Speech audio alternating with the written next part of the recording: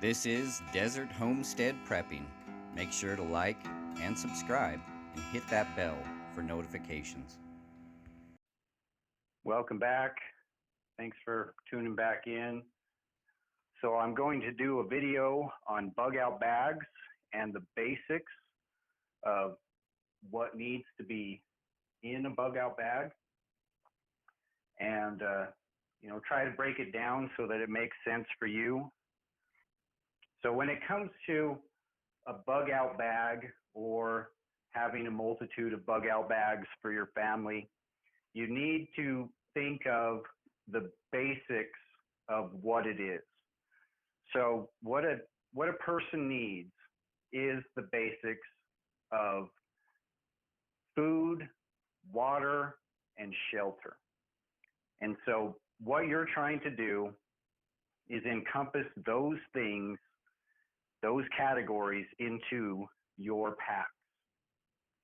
And so those categories are going to also have some other subcategories, which is going to cover medical, which is going to cover tools, fire, hygiene, and hunting, along with, of course, size and weight, depending on your strength or the strength of each individual in your group or in your family. So when it comes to those basics, you need to figure out what is going to be right for you. And you have to figure that out according to your bug out plan. So a plan is very important. If you don't have a place that you're going when you bug out, then you're going to have a hard time deciding how much of each of those categories you need. And if you don't have a plan, then you're going to be fumbling when the time comes to figure out exactly what to do. Of course, having the backpacks filled and ready to go at a moment's notice is part of that plan. So you got to think about those factors. So let's break down each of those categories. So you have food. So with food, you need to have lightweight, but it needs to be high calories. And so probably one of the best things that you can get is you get the emergency rations. And you can find these emergency rations at sporting goods stores, at Walmart. So I got these ones, and they're 2,400 calorie emergency rations. They're designed to be able to have the highest amount of calories with the smallest amount of weight, and they're also in a vacuum packed mylar covered bag. So these have a long shelf life.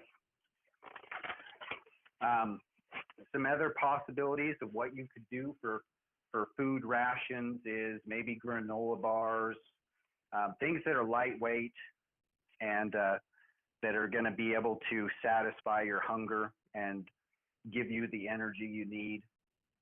So you need to be thinking about what you're going to have for food. The next category is going to be water. So there's a couple different things that you're going to do for water. Obviously, you're not going to just have bottles of water sitting in your backpack waiting, because it could go bad just sitting in there. So what we have is bottled water out in the garage, and if something does happen, we grab a couple bottles of water, throw them in each pack, and off we go. Of course, I also have a canteen that's empty, and I'll fill that up. If there's no running water, fill that up out of the reservoir tank of the toilet, which is clean water. And so the other thing that you're going to want to think about is, what do you do to replenish your water supply as you're out in the wilderness? So you got to have a way to filter and purify the water. So we have right here which is basically a life straw. It's a filter system, and this has a very fine filter in it that will filter out all the harmful bacteria and, you know, the bad things that you're going to find in dirty water to make it safe to drink. And so that's how you can replenish your need for water out in the wilderness. And then the other one, of course, is being able to boil water. And, you know, that works very well. As a last resort, you can use these water purifying tablets. Now, I've heard mixed reviews about this where, you know, this might add harmful chemicals, but I think in a situation, it's better to use this than to die of thirst. So those are a couple ideas of how to deal with the water situation. So the next category is shelter. So shelter is going to encompass a couple different things, which is the clothing that we wear, which protects us from the elements. You're going to have a sleeping bag, or, you know, this is a wool blanket. And then, of course, there's a tent. That's going to move off into another category, which is tools. Tools are very important to have. You got to have a knife. I always have a knife on me anyway.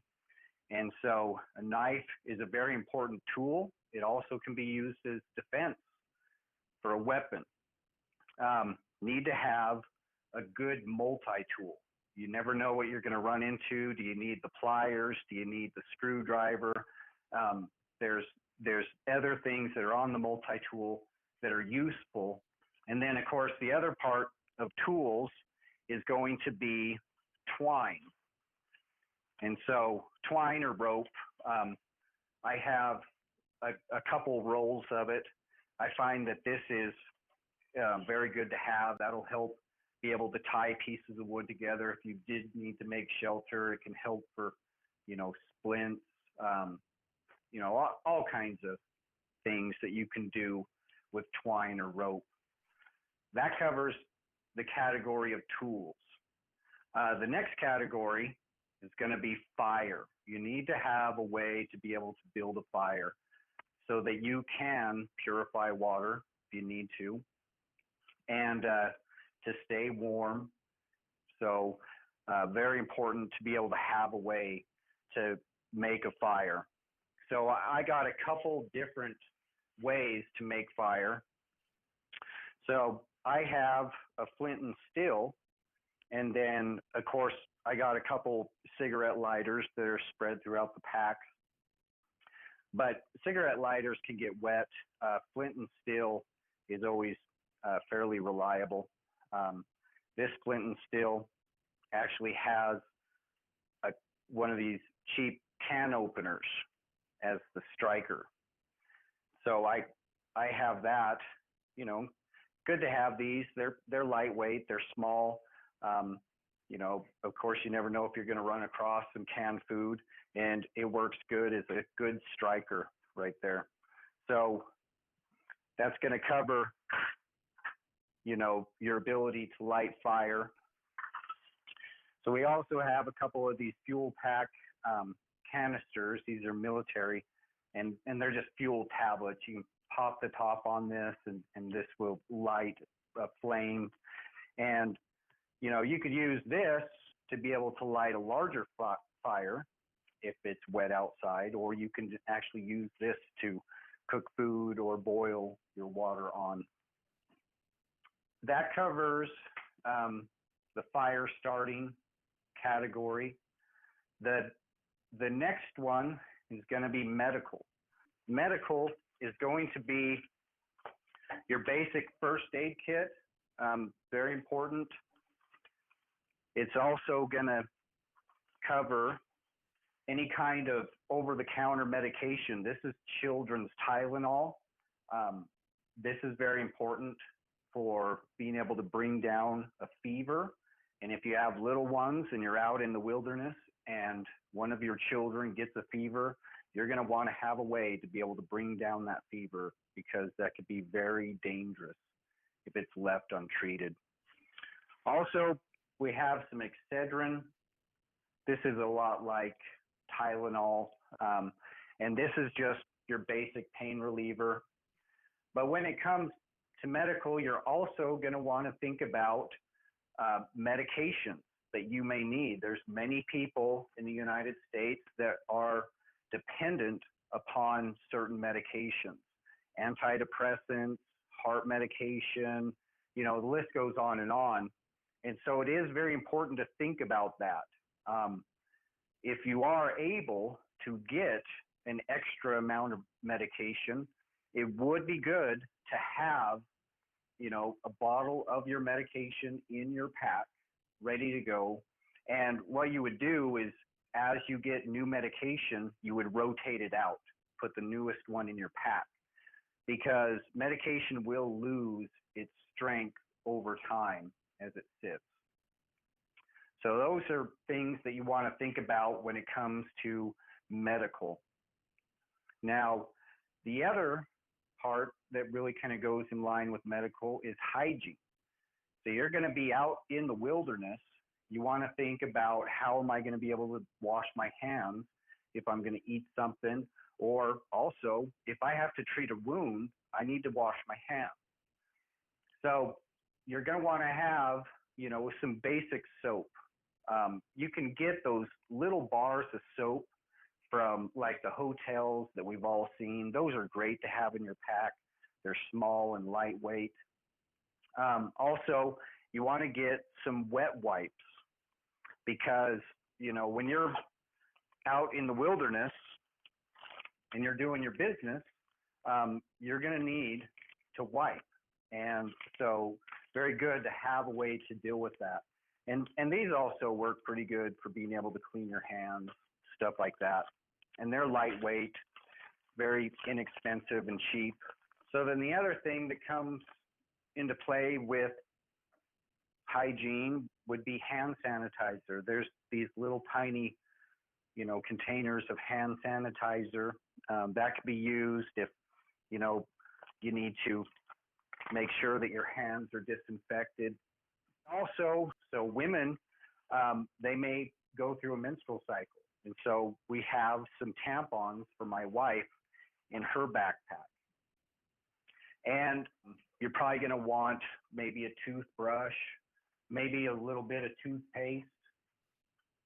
So the next category would be hunting or fishing or trapping, thinking about a way to replenish your food supply. So there's a couple things that you are going to want to put in your pack based upon the environment that you're going to be in. If you're going to be around lakes or streams or the ocean, then you're probably going to want to have some fishing gear, like a small tin with some fishing gear, some fishing lines, and some hooks. The other thing would be trapping. That's where this twine comes in handy as well, being able to trap and snare small creatures. So when it comes down to all these categories, you have to decide how much of each category is going to be best for your family and for your plan.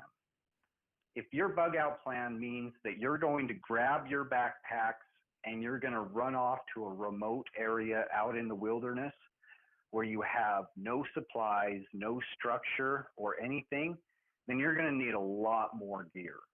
You're going to need more tools, more supplies. And that's going to be difficult for you to balance out, because that carries into the next factor of weight. How much weight can I carry on my back, and how far am I going? So you need to be practical in how much you're going to put in these packs. So as you can see, each of these packs are different sizes depending on the physical strength of each member of my family. I'm the the strongest and the largest of the family. So I have the bulk of the gear. I have the heaviest pack. And then it moves smaller for my wife. And then for my two boys who are younger, their packs are smaller until you get all the way down to just a basic backpack for our little daughter who's only 8 years old. So you want to think about that. You want to think about what can you carry and be realistic about it.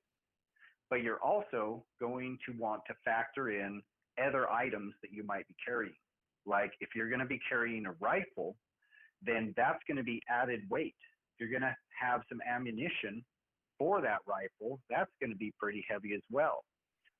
What I suggest is after you get your bags completed, you want to think, can I really carry this for 20 miles?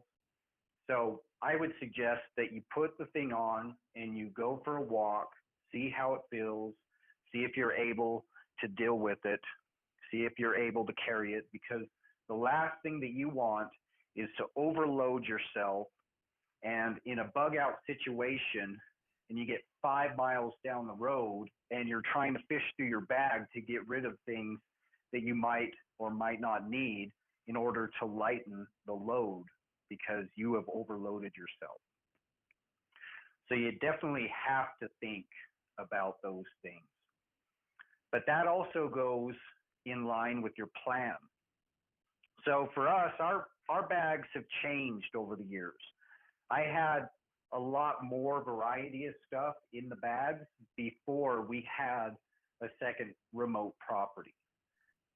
And now we have a bug out location where we have food, we have supplies, we have water, and we have a comfortable place to go.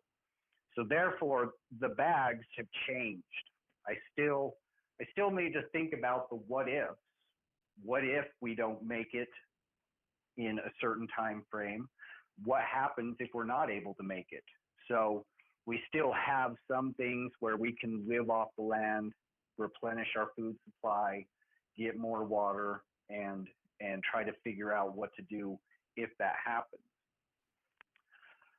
Also, when it comes to the plan, you got to think about, the what ifs. I've heard many people say, well, I'm not going to bug out. I'm going to shelter in place.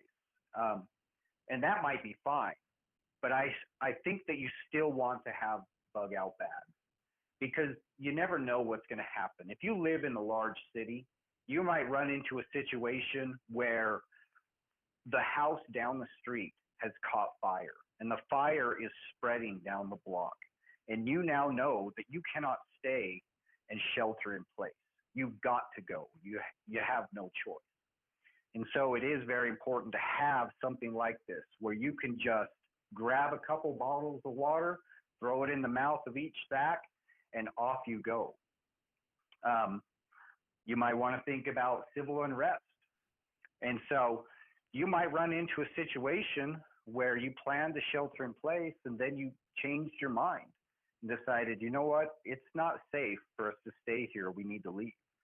And it's at that time that you would be very happy that you had your packs ready to go. So when it comes to all the things that you need, those are your basic categories. We'll go over it again. It's food, water, shelter, tools, fire, medical, hygiene, and hunting, fishing, trapping. And within those, you have to decide on weight, size and weight that's practical for you. And all those categories will be decided based upon your plan and your bug out location. So I hope that this video was more helpful and that you can have some practical tips on how you're going to set up your bug out bags. I know some people like to have fancy gadgets and solar chargers and stuff for their phone or their gadgets. I just didn't put that down as a category because none of those things are really essential to have. They might be something that you would like to have or to give you some comfort, but when it comes down to it, we planned for what we absolutely need. So yeah, chime in on the comments. Let me know what you think, and we'll share some information. We're definitely not experts in any of this. We're just trying to figure out what we think is going to be best for us in all kinds of different scenarios that may happen in the future. All right, guys. Thanks for joining us. Again, make sure to like, subscribe, and hit the bell for notifications. And, you'll get new content as soon as we load it up.